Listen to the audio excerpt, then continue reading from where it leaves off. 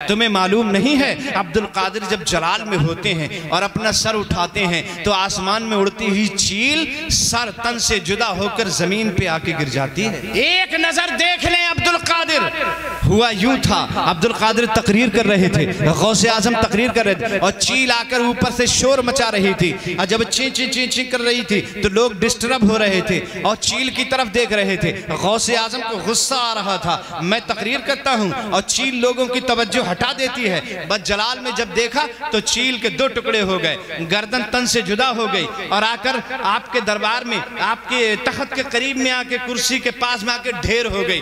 تقریر چلتی رہی اور جب تقریر مکمل ہو گئی عبد القادر جیلانی اپنے تخت سے اٹھے، کرسی سے اترے، چیل کے قریب پہنچے، اس کی گردن کو اس کے سر سے جوڑ دیا اور قم بإذن اللہ کہہ دیا۔ چیل چہچہاتی ہی پھر سے فضاؤں میں اڑتی چلی جاتی ہے، پھر سے اڑتی چلی جاتی ہے۔ قہر ایسا کہ جدا چیل کا سر تن سے تھا، قہر ایسا کہ جدا چیل کا سر تن سے تھا، اور مہر ایسا کہ اڑا دیتے ہیں غوث اعظم،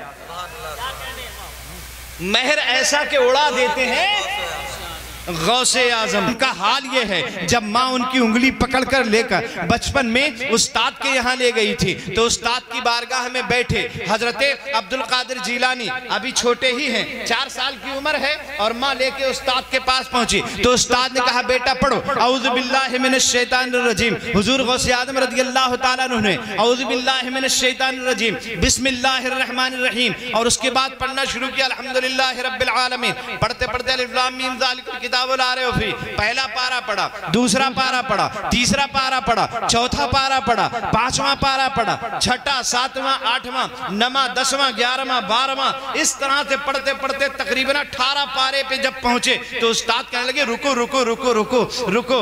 ابھی تک تو عبد القادر پڑھتے نہ تھے اور جب پڑھنا شروع کیا تو رکتے نہ تھے۔ استاد کہنے لگے صاحبزادے پڑھنے آئے ہو کہ پڑھانے آئے؟ زندہ باد، سبحان اللہ۔ صاحبزادے پڑھنے آئے ہو یا پڑھانے آئے؟ پڑھنے آئے ہو کہ پڑھانے آئے ہو؟